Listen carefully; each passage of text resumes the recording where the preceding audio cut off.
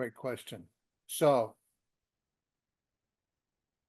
I'm going to take this in a couple different ways. I don't know, about 12 years ago, I was diagnosed as being clinically depressed. And I didn't want to take any drugs. And so my therapist said, writing a journal would be good for you, right? And so I said, all right, yeah, I'm not a writer. I'm certainly not a writer about feelings, That's not something I'm going to do. And so I started every day, got in the habit of writing in my journal, and at first it was like, today was a good day. Oh, today sucked, right? Not much in terms of information. But then after a while, right, I got into it.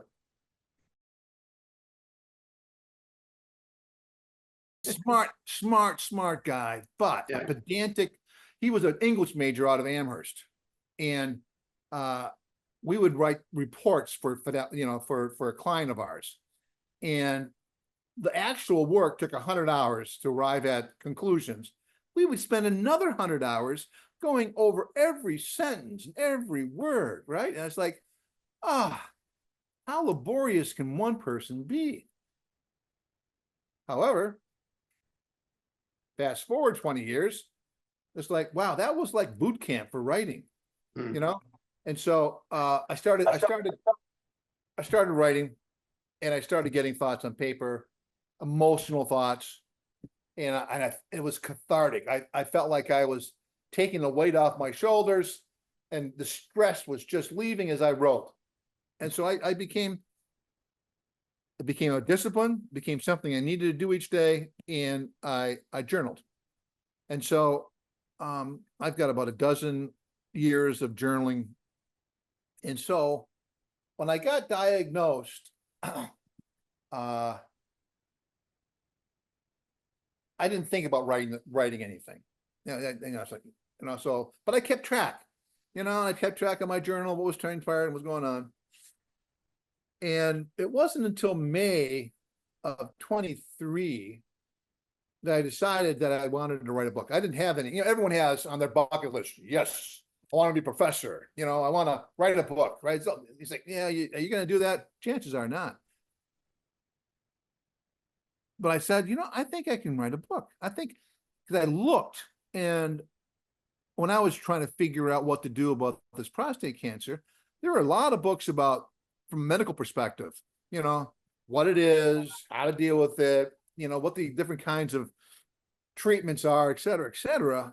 But there wasn't a man out there saying, yeah, and this is what it meant to me, right? You are going to suffer ED. It ain't going to come back. Your libido is shot. Forget about that coming back. Your whole sex world comes to a screeching halt, right? I mean, and a bunch of other things in terms of fatigue, et cetera, et cetera.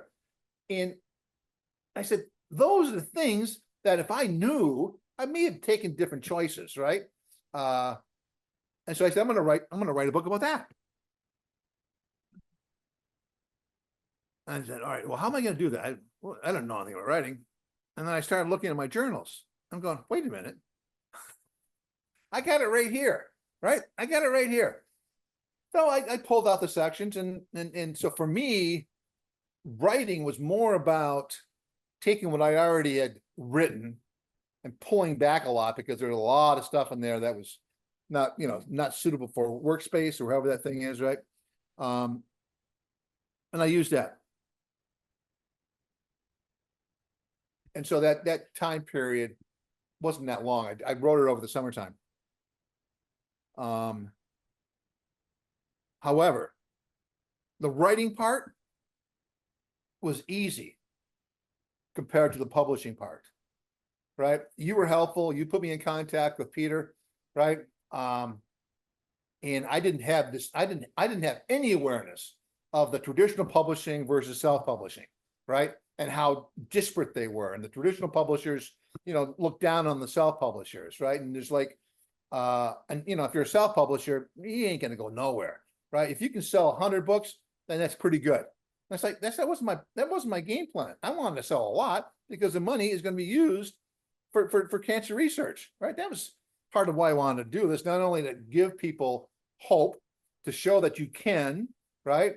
And also take the proceeds and help future, fund future research. One of the things I learned though, as I started to, after I wrote the book, I started sharing it with other guys, was how unwilling guys were to talk about it, right? And it's, as you can appreciate, working as a consultant as I did, I learned the 5 whys, right? In terms of, peeling the onion in terms of having an interview with somebody, right?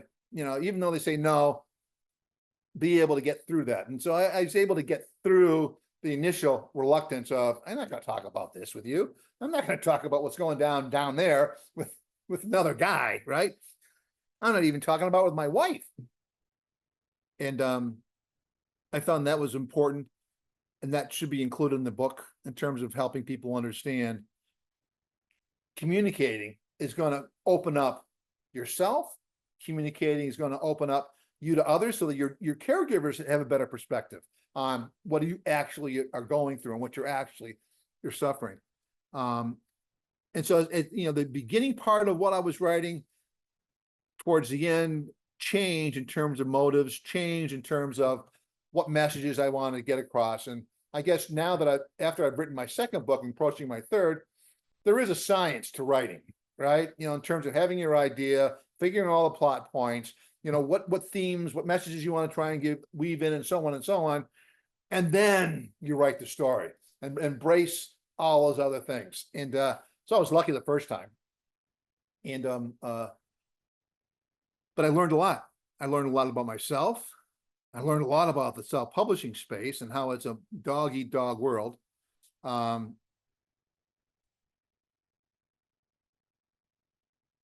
had this romantic notion that if I wrote it, they will come, just like Field of Dreams. If you build it, they will come. Yeah, no one came. I had to knock on a lot of doors. I had to call, like I called you. I had to call a lot of colleagues. I met to say, hey, give it a read and give me a review, because that's the only way this thing's going to get any kind of the appreciation for reviews. I didn't have any. Now it's like a lifeblood. I mean, it's a needed thing in order for you to kind of make any kind of progress in terms of getting further traction, getting the attention of Amazon, getting the attention, in Ingram Spark or whoever that other entity is, that's on the hard copy side. It's a tough business. It's a tough business.